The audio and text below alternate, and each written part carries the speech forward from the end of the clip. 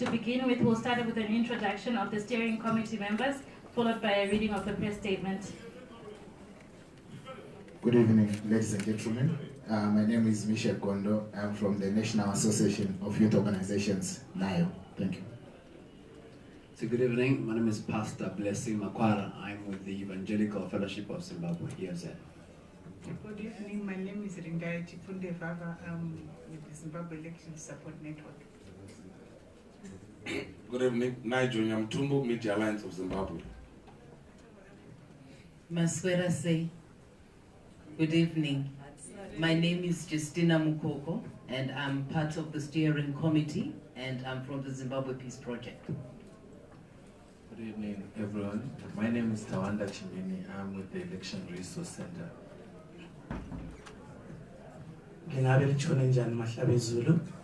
Good evening, ladies and gentlemen. My name is Lizwe Jamela. I'm with Zimbabwe Alliance for Human Rights. Good evening, Francis Lockmore with Counseling Services Unit and We the People.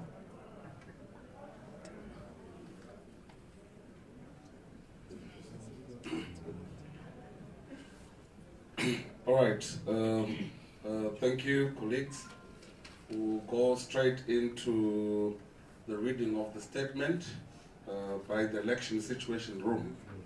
But first, just a brief of the Election Situation Room, that it has 41 members who have observers, monitors, and peace champions who are community-based in the country's 210 constituencies. These have been deployed to observe the electoral process. The Election Situation Room commends Zimbabweans on a largely peaceful election. ESR observers around the country have reported that despite long queues and confusion at split polling stations on where to vote, people waited patiently.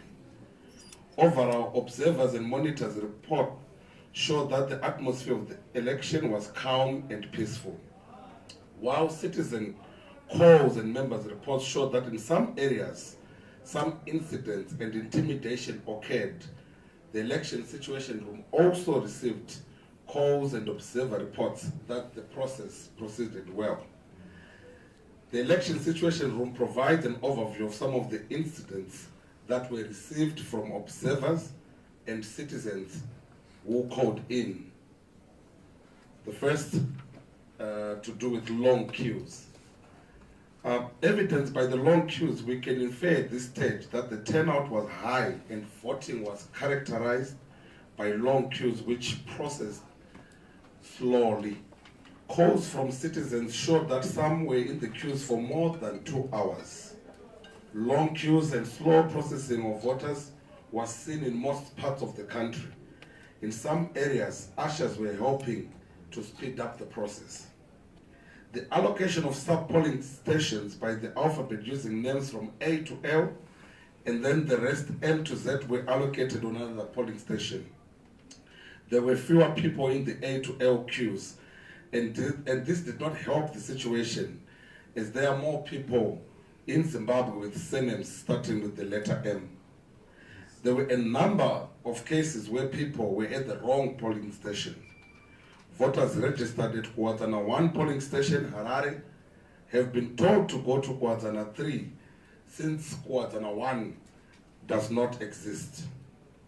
Similarly, there were reports to change of polling station to other locations were evidenced in Epworth, Glenview, and Kwazana, resulting in people not knowing where to go to vote. Intimidation. The Election Situation Room received reports of intimidation during the day around polling stations. The most common form of intimidation was by groups of supporters gathered close to a polling station telling people how to vote or taking down the names of people as they went to vote, as was the case in Bare Wards 3 and 4, Harare. In Kurule South, Ward 12, White Mall Business Center, Mashonaland Central, a polling officer was reportedly telling people to vote for ZANU-PF. Similarly, in some places, there were people stationed outside polling stations taking a register of those who had finished voting. These are cases that should have been dealt with at the political party liaison committee. I'll hand over to my colleague to finish the statement. Thank you. And then I will look at the number of voters turned away. Reports were received of people turned away for a number of reasons, including wrong polling station, wrong identification documents, and for being on the exclusion list, which was not known by voters and other electoral stakeholders. Assisted voters. The issue of assisted voters is provided for in the law. However, there was an increase in requests for assistance, which could have been caused by the poor lighting and poor quality of print on the ballot papers or intimidation. However, there were a number of calls from citizens claiming that they had been forced to accept assistance. The ESR will follow the trends of assisted voters to see whether a pattern develops around the issue. Inadequate lighting. Poor lighting also affected voting in all parts of. Since morning showed that citizens were not happy with the lighting in most polling stations. The problem was exacerbated in some cases by the ballots for the local authority elections, which had poor quality photographs. Gas lamps have been provided in the polling kits for counting, but poor conditions could affect the ability of observers and party agents to verify the counting process. Poor printing of ballot paper, which was not visible.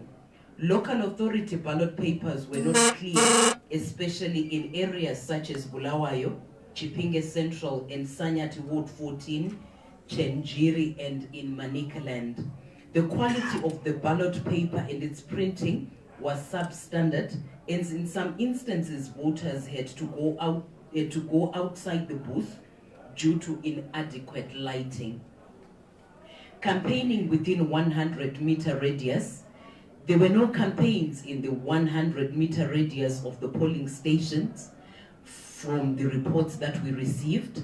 However, some people were seen wearing party regalia around 300 meters of the polling stations and telling people how to vote. This was seen as intimidation of voters. Voters with special needs. It is positive to note that ZEC provided ballot booths for wheelchair users and persons of short stature in all polling stations.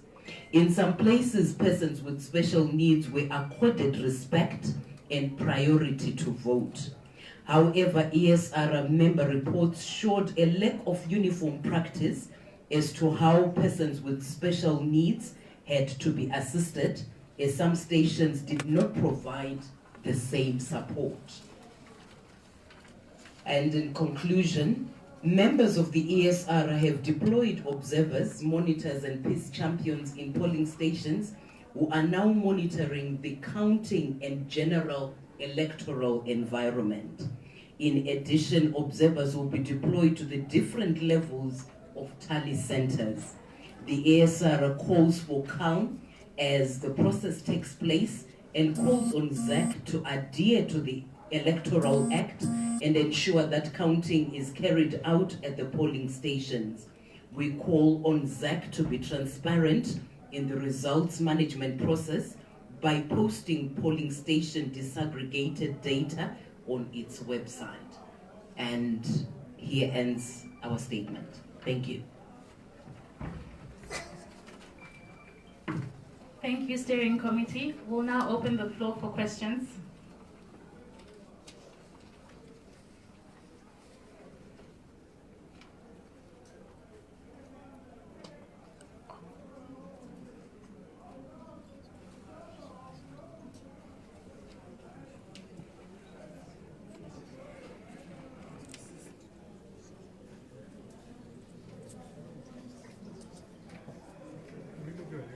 Good evening. Given the pros and cons that you've mentioned, are you able to say, for example, out of 10, how happy are you with the whole process? maybe 8 out of 10 were happy, 9 out of 10 were happy, or 10 out of 10 were happy. I think that's what we need right now. Thank you. We'll take one or two more questions.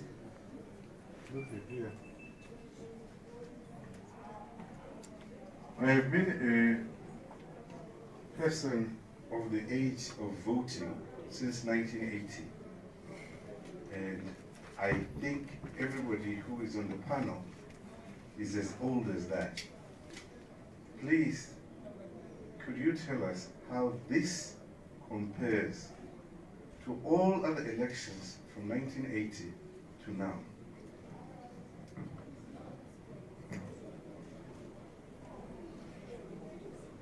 I would also like to know the incidents where voters has been forced or in some way persuaded to vote in a way that you have. How many reports like that have you got, and from which areas in the country? Those are 3 questions. No. Of the problematic areas that you have pointed out, what is the level of us getting worried? Because for me, processes are usually not perfect, and some places the ball will be dropped, not necessarily intentionally or maliciously. But of the things that you have told us, are they areas of great concern? Thank you. We'll allow the steering committee to respond.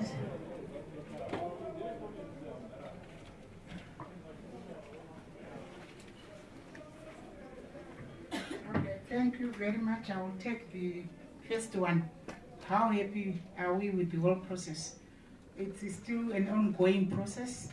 We do have observers observing the counting, collection and transmission of results.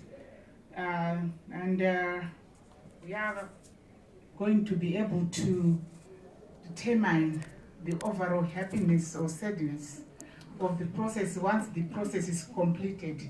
So it's too early right now for us to give our judgment of the whole overall assessment of this process. But since you are here peacefully, happily sitting there in front, we can say so far you're happy, right? We are still getting reports from our 7,000 observers and thousands of monitors throughout the country. So these are reported reports, but we're still to get more reports from our observers. So it's too early for us to really give that overall assessment at the moment. So you then say that this press conference is premature? It's too much what? Would you then say that this is No, it's not premature. What we are doing as the situation room is to receive critical incidents and updates. So this is more like of an update in terms of what is happening. Zimbabweans outside there, they are keen to receive our reports. We do have citizen observers, monitors and peace champions deployed in the communities, and we do have the obligation to report to the public. So this is part of public accountability, where we give frequent reports, and also people that are really in need of this information. So it's not premature in our view. We believe we are doing a national duty, a patriotic duty to keep Zimbabwean informed of this important process. Then I just also was tempted to comment the difference of this election 1980 is that for the first time we don't have Robert Gabriel Gaduli ballot paper, and also that it is relatively peaceful, but my colleagues can add or more in terms of some of these questions and the comments.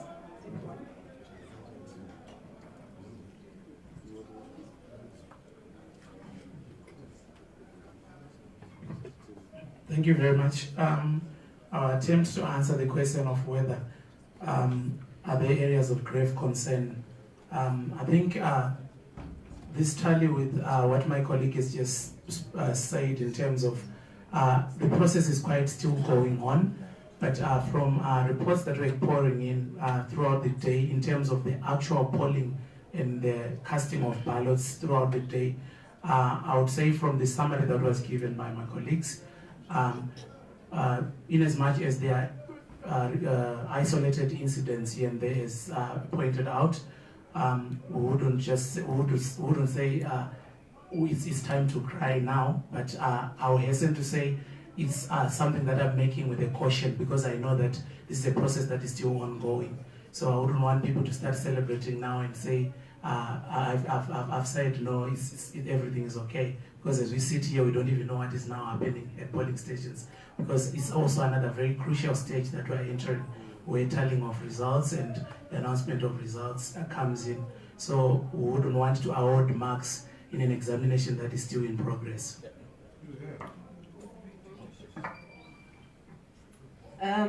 On the issue of assisted voters, I think we are still gathering, and I think this will be clearer when we get all information from all polling stations in terms of how many people were assisted to vote, for us to determine if the issues of intimidation took the greater part in terms of assisted voters.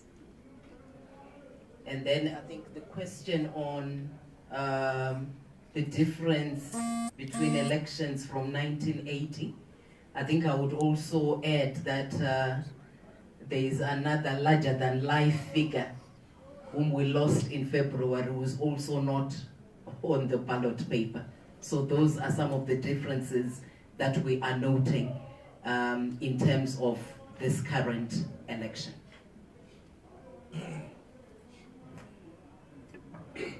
Yeah, I think on the question of level of getting worried, which was the last question, I think it really fits into what colleagues have been saying on the entire process. The statement stipulates what, as the election situation room, we are content with, we are happy with, in terms of, for example, the peace and so forth. But we also not what we felt was not appropriate and what could have been done better.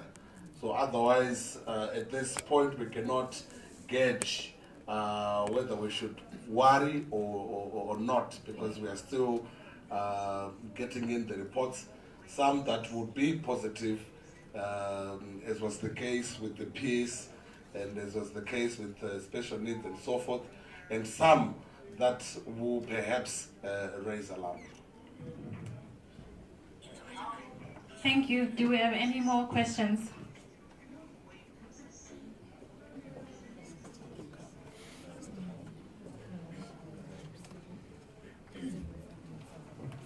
Thank you so much for the update. My question is just to find out if by 7 p.m. were there areas where people were still voting, or now people are just like counting the votes? Thank you.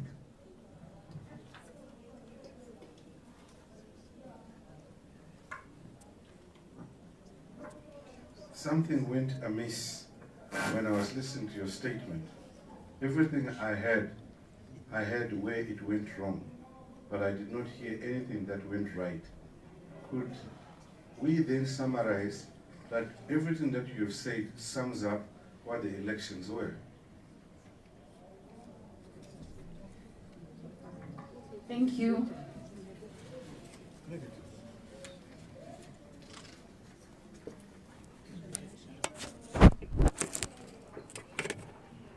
I will begin with the last one. I remember speaking about voters with special needs, and we actually spoke about that being a positive, because we were worried that voters with special needs were going to be excluded. And we were actually very happy when we saw the booths that were allowing wheelchairs to go in. And for me, that is a positive. In the general peaceful environment, we spoke about that, the relative peace that we have seen around this election. Maybe if you put it in terms of, they were more positive and negative. Sometimes it's very clear in terms of numbers. We have 10 positives and 2 negatives. No, Just like I said, how happy are you on a scale of 1 to 10? We can't get to 10 because the process remains ongoing and we are still checking. So we're technically still not at 10 and we'll continue to watch the process. But there was a question regarding what must we continue watching, getting to where we've gotten to. It's important that the Election Commission, as it administers the outstanding processes, maintains levels of transparency, accountability, and verifiability of everything that remains outstanding. So counting has started. Part of judging the credibility of the process is going to come down to the capacity of the Election Commission to administer these key processes in a manner that is transparent and accountable. And this is something that we remain cautiously watching, and the support remains that the Election Commission administers these processes in a manner that is largely acceptable to election stakeholders. So the process remains ongoing, and we are keeping a close eye on that. By 7 p.m., some polling stations were still open for various reasons. And I think by tomorrow we will have a fuller picture in terms of which polling stations were still open. We have a polling station in the new Donington area in Norton where a failed fire broke out, and I think the closing of the polling station was delayed, and also at Belvedere Teachers College, Pumula, and the areas in the Midlands. And then in terms of the positives, I think in the morning we also spoke about some of our observers being blocked getting into the polling stations. When we then contacted ZAC, those issues were quickly sorted out. And at the end of the day, where some of our observers had been locked out of the counting, that process was also sorted out, and we now have our observers in the counting processes. And for us, the manner in which these issues were dealt with are positives.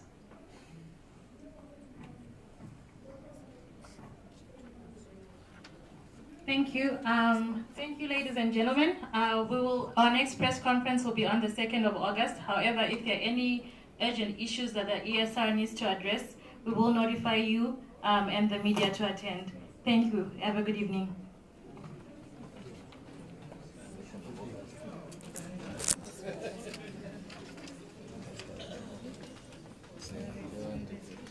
Is it possible to have a short one-on-one with one of you?